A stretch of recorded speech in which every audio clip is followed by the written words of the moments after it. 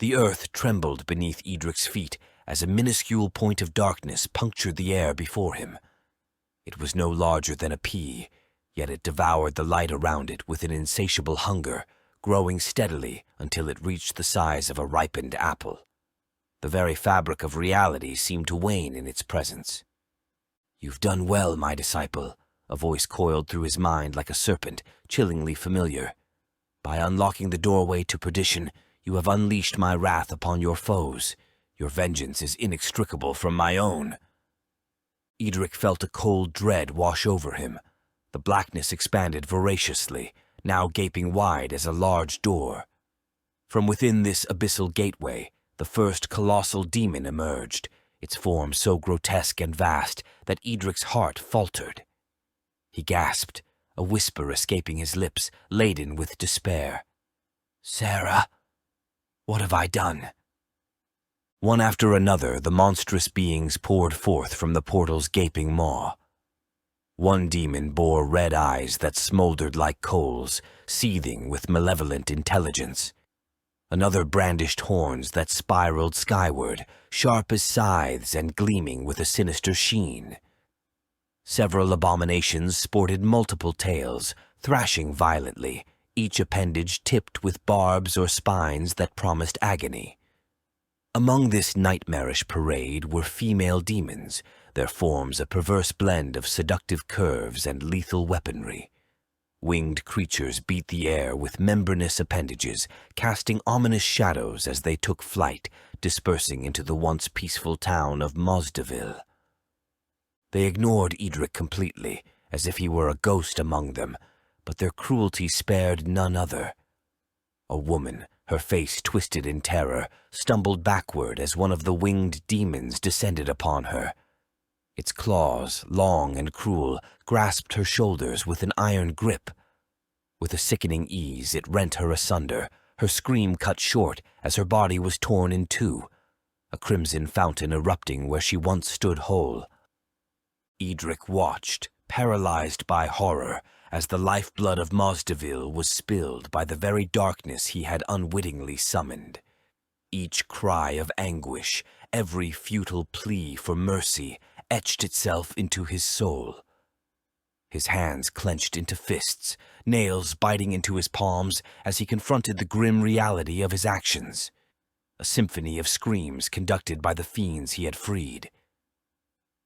Valdemar's broadsword arced through the air with a warrior's grace, aimed true at the heart of the beast that towered before him. But where metal should have met yielding flesh, it clanged against an unseen carapace, sending sparks skittering into the dim light. His eyes, wide with disbelief, barely had time to register the counterattack. The demon before Valdemar loomed like a colossus wrought from nightmares, its skin and obsidian armor impervious to the Viking's assault. 12 red eyes, unblinking and malevolent, seemed to pierce into Valdemar's very soul, promising an end as inevitable as the coming dusk. With a roar that shook the remnants of the town's courage to dust, the demon unfurled 4 monstrous arms, each tipped with claws that resembled twisted, serrated daggers. Sigurd, his heart hammering against his chest, watched helplessly as Valdemar swung his sword in a desperate dance of death. The blade, once the pride of a warrior, shattered against the demon's hide with a sound akin to the shattering of the world itself. Fragments of steel littered the ground, glinting mournfully under the chaos-strewn sky. With a swift motion, dreadful in its precision, the demon grasped Valdemar by the throat. The Viking's feet dangled, kicking futilely as if trying to dislodge the specter of death itself. Then, with a violence that was almost intimate, the demon tore Valdemar apart, limb from limb, flesh from bone, until nothing remained but the echoes of his final, gurgling scream and the wet thud of what was once a man hitting the muddy earth. Amidst the carnage, Fijal's gaze was ensnared by a vision incongruous with the brutality around him. A female demon, her countenance beguiling amidst the grotesqueries of her kin, stepped forward. Deep yellow eyes, glowing with an otherworldly hunger, locked onto his own. Her skin, a flawless canvas of alabaster, seemed aglow with an ethereal light, and her hair, golden strands cascading over her shoulders, swayed as if caressed by a lover's hand. A long, sinuous tail, undulating with a serpent's seductive rhythm, completed the image of this demonic enchantress. Fijal, scarred both in visage and soul, felt something stir within him, a yearning he had never known, a desire untainted by force or fear. This creature, this succubus of the abyss, elicited from him not a conqueror's lust, but a longing for connection, for acceptance. For a fleeting moment, as their eyes met, Fijal imagined he felt wanted. It was an intoxicating illusion, one that beckoned him closer with the promise of a warmth he had never known, a lie whispered sweetly into the ear of a man who had only ever taken, never been given. As the succubus's lips curled into a knowing smile, Fijal took a step forward, his defenses falling away like walls before a siege. The battle raged on around them, a maelstrom of blood and shadow, but within the eye of the storm stood Fijal and the demon, locked in a dance as old as sin itself. Fijal's senses were ensnared, the air around him thick with an intoxicating musk that seemed to emanate from the succubus before him. Her deep yellow eyes glowed with a predatory allure, and her smile, both cruel and inviting, promised pleasures as yet unknown to the hardened Viking. The scent of her overwhelmed his reason, her pheromones weaving a spell that left his battle-hardened instincts defenseless. "Come," she whispered, her voice a siren's melody. "Come and feel what you've been denied." Eadric watched, his heart pounding in silent horror, as Fijal, mesmerized, stepped closer to the embodiment of ruin. Time seemed to slow, each moment stretching out as the demon regarded her prey with amusement. Then, with a swiftness that defied the eye, her hand shot out, nails elongated into obsidian scythes, and struck. A sickening sound of rending flesh echoed through the chaos, and Fijal's head tumbled from his shoulders, his body collapsing in a heap. The female demon turned, her gaze fixing on Eadric. For an instant that stretched into eternity, their eyes locked, hers filled with malevolent mirth, his with dawning realization of the magnitude of his folly. She laughed, a sound like the tolling of a bell for the dead, before dismissing him with a flick of her hair and turning back to the carnage she wrought. Sigurd, witnessing the gruesome spectacle, felt a chill grip his soul. With a final desperate glance at the scene, he turned and fled towards the safety of the town church, where fewer demons prowled. Eadric, meanwhile, was frozen in a tableau of vengeance fulfilled and instantly regretted. His gaze shifted to the severed head of Fijal, its expression one of shock, the finality of death forever etched upon the scarred visage. Moving as if in a trance, Eadric lifted the head by its blood-soaked hair, staring into those lifeless eyes, searching for some semblance of satisfaction in the grim trophy. "Is this it?" he murmured, his voice lost amidst the screams and roars that filled the night. With a snarl of contempt, he hurled the head into the mud, spitting upon it as if to purge the taste of revenge turned bitter. Fijal's sword lay nearby, discarded in the fray. Eadric seized it, and with a fury that belied his emptiness, he hacked at the head again and again until nothing remained but a macabre blend of bone, brains, and blood. As he stood there, panting, the grotesque remains at his feet, Eadric realized the hollowness within him had only grown. Justice, when mingled with darkness, had left him barren. He had envisioned this moment countless times, each fantasy sweeter than the last, but now, faced with the reality of his actions, he found no solace, no peace, only the endless void of his own rage. Around him, the demons continued their relentless slaughter, their laughter a cacophony against the night sky. One by one, every Viking fell, save Sigurd, and with them, innocent citizens of Mozdeville met their end in brutality unimagined. "Sarah," Eadric whispered, his lips barely moving as he uttered his sister's name. "Father, I've become the very thing you feared." Eadric's voice tore through the chaos, a futile command carried away by the cacophony of destruction that enveloped Mozdeville. "Stop!" he bellowed, his command as impotent as a child's plea against a tempest. The demons, their forms a grotesque parade of nightmarish fantasy, turned their baleful eyes upon him. Their laughter, a discordant symphony of malice, mocked his desperation. He lunged forward, muscles taut with adrenaline, and shoved at a towering beast whose skin shimmered like obsidian armor. It merely glanced down, its maw twisted in a sneer, then returned to its savage work. Eadric's hand recoiled from the creature's flesh, the cold touch of it like the caress of death. "Cease this massacre!" His voice cracked under the strain, but the horrors paid him no heed. They had spilled Viking blood aplenty, yet their thirst remained unquenched. Now they sought the lifeblood of the innocent, ripping through flesh and bone with primal ferocity. Eadric swung Fijal's sword in wide, desperate arcs, his blows landing with the force of his anguish. Yet the blade might as well have been a reed against stone, for all the harm it did to the demonic hide. A woman's scream, cut abruptly short, sent a spasm of horror through Eadric. He had unleashed this terror, this relentless tide of darkness, and now he bore witness to its grim harvest. His own hands, once instruments of vengeance, were now powerless to stem the flow of innocent blood. A chilling whisper slithered into Eadric's mind, a voice that clawed at the edges of his sanity. "The lineage of the red-haired woman must be purged," it hissed with malignant glee. "All must perish, save for you, perhaps." Eadric's heart plummeted into an abyss of despair. The name that had been a silent invocation during his darkest moments now erupted from his lips in a ragged cry.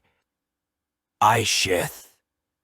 His knees buckled beneath him, and he collapsed onto the blood-soaked earth, his cry a lone note of defiance against the backdrop of oblivion.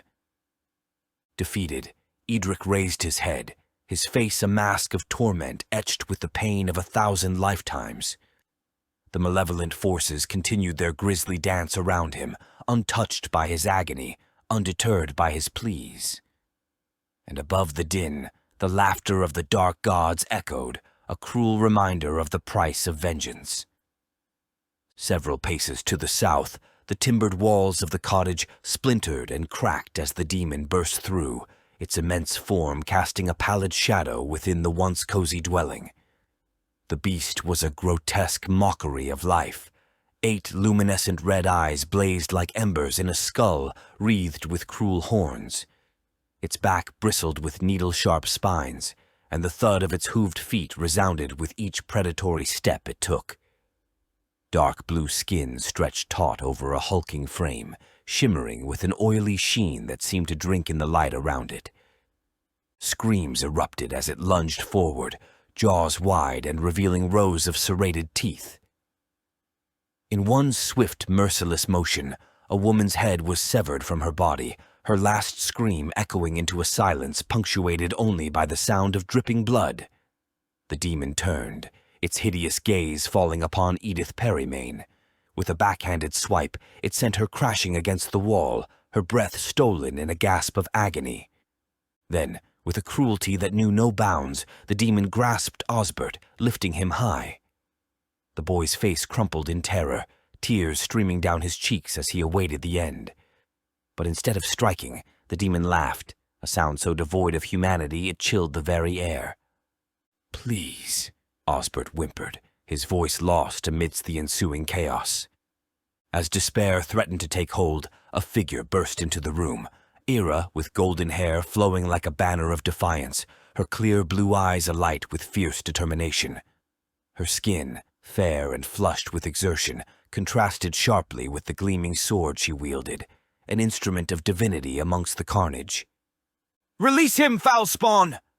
Era's command cut through the dread, her voice a clarion call to battle. The demon, caught off guard by the blade blessed by Father Eddington, recoiled as its arm was severed cleanly at the shoulder.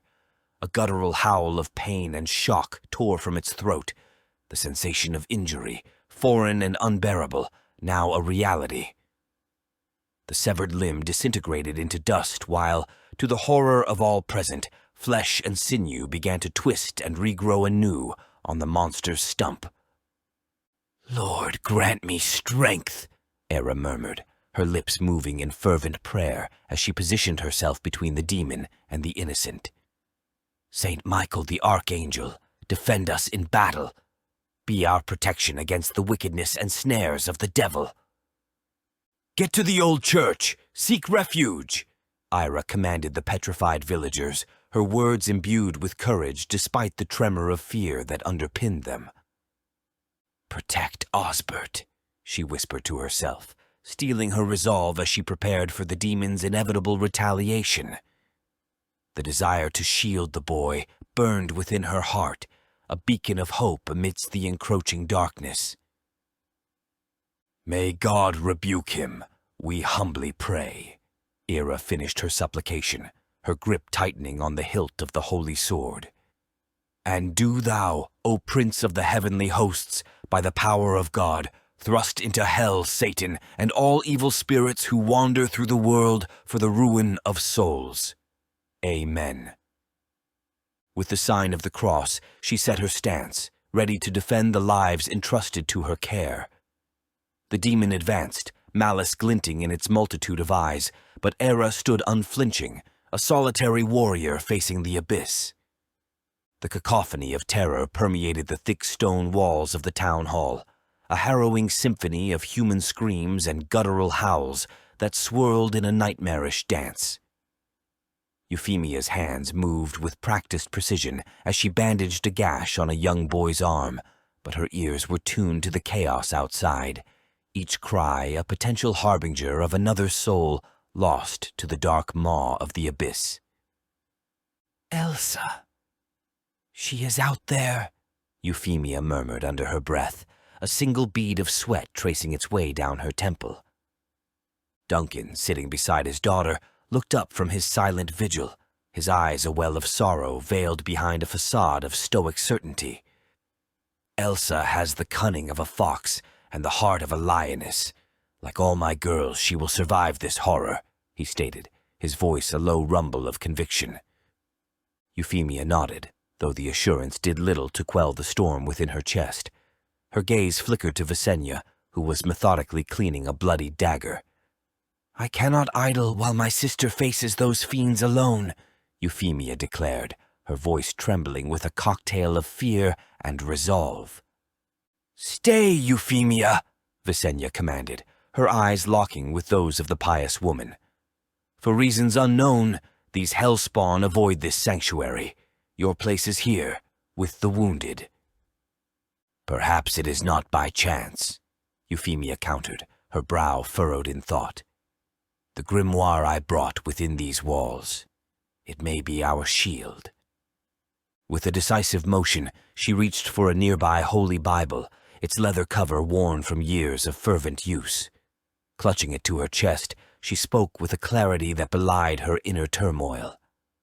"The Lord shall be my armor and my guide as I leave this sanctuary. Remain her with the others." Visenya observed Euphemia, a mix of admiration and concern etched upon her weathered features. "May the gods of Asgard keep you safe as well," she intoned solemnly, acknowledging the gravity of Euphemia's impending journey. With a final glance at the suffering around her, Euphemia pushed through the heavy doors of the town hall, stepping into the thick of nightmare. The oppressive air was saturated with the stench of brimstone and blood, and the night echoed with the relentless din of destruction and despair. As Euphemia navigated the strewn cobblestones, the Holy Scripture clutched in her hand was both a weapon and a beacon, guiding her through the darkness toward the uncertain fate of her beloved sister. The cottage door burst asunder, splinters of wood dancing like malevolent spirits in the air. Era stood resolute, her stance a testament to a courage that blazed brighter than the golden locks cascading down her back. Her adversary towered over her, a behemoth of sinew and malice, with ichor dripping from its grotesque maw. "Abomination," she whispered, her grip tightening on the hilt of the blessed blade. The demon lunged, a blur of dark muscle and gnashing teeth, but Ira was swifter, sidestepping with grace born of desperation. The beast's claws raked across her midsection, rending fabric and flesh alike. Pain flared, bright and hot, yet she did not falter. Blood blossomed across her tunic, a stark contrast to her pale skin, but her resolve did not wane. Edith, rooted to the spot in horror, witnessed the brutal dance as her friend defied death itself. She saw the determination etched upon Era's face, the unyielding spirit that refused to succumb to fear. With a cry that mingled fury and defiance, Era thrust forward, the sword piercing through the demon's hide. The heart, a blackened thing of corruption, found and obliterated. The creature's roar became a gurgle, then silence. Its form crumbled into dust and shadows, leaving only the echo of its existence behind.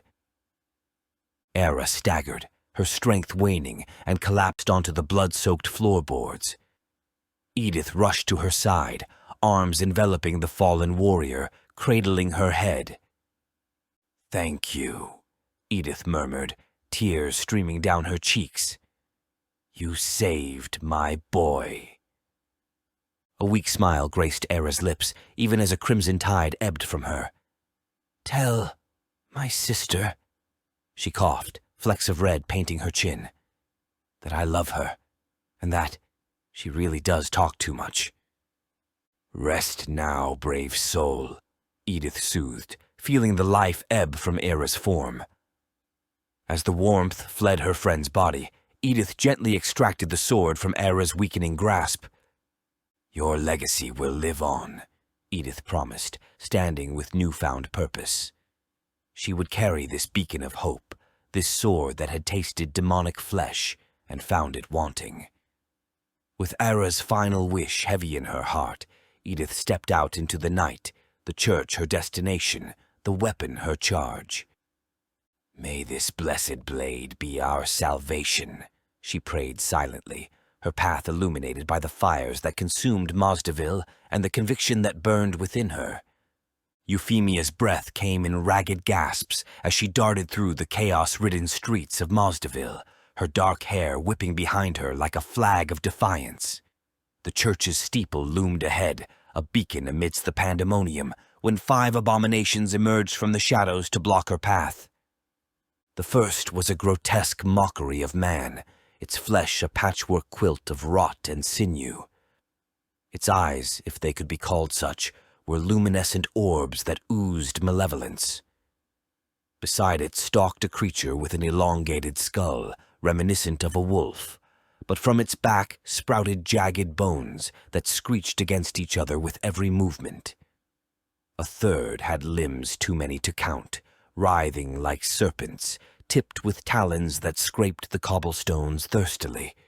Its companion was no less repugnant, a hunched figure, its back a canvas for a maddening array of mouths, each filled with needle-like teeth. The final terror bore a distorted visage, with skin that seemed to pulse and shift, never settling into a coherent shape. "Though I walk through the valley of the shadow of death, I will fear no evil, for thou art with me. Thy rod and thy staff, they comfort me," Euphemia intoned, hoisting the Holy Bible high above her head, her voice unwavering despite the pounding of her heart. "Thou preparest a table before me in the presence of mine enemies. Thou anointest my head with oil, my cup runneth over." Her closed eyelids fluttered as she recited the verses, her faith an unbreachable shield. The monsters encircled her, their hisses and growls harmonizing into a symphony of malice. Yet, as if repelled by an unseen force, their twisted forms halted at the edge of her sacred barrier. They snapped and snarled, frustration evident in their thwarted aggression, but dared not advance. Moments stretched into eternity, until one by one, the demons lost interest, dispersing into the night like sinister wraiths. Euphemia opened her eyes, their depth reflecting the turmoil within, and with trembling hands made the sign of the cross before sprinting the remaining distance to the church. Within the sanctuary's relative calm, Father Eddington clasped Sigurd's broad shoulder, his gaze somber. "We are beset by darkness, the likes of which we have not seen, my son," he said, his voice steady despite the circumstances. Sigurd, his armor dented and smeared with ichor, nodded grimly. "I thought perhaps the end of days. Ragnarok had been upon us. But now I know not what to believe." "Revelation speaks of terrors such as these," Father Eddington murmured, his fingers tracing the lines of scripture in the open Bible on the altar. "The dead, walking the earth. It seems our fates converge on this very moment. Yet my sword, once effective, became useless against their hide," Sigurd added, frustration lacing his tone, as if the power that drove them forth also rendered them invulnerable. "Prayer is our refuge now," the priest declared, closing his eyes in silent supplication just as the heavy doors of the church creaked open. Eadric stood there, framed by the inferno that raged outside. His face was etched with despair, his eyes tormented pools that had witnessed too much. Silently he approached them, his presence a wordless plea for salvation or forgiveness, perhaps both.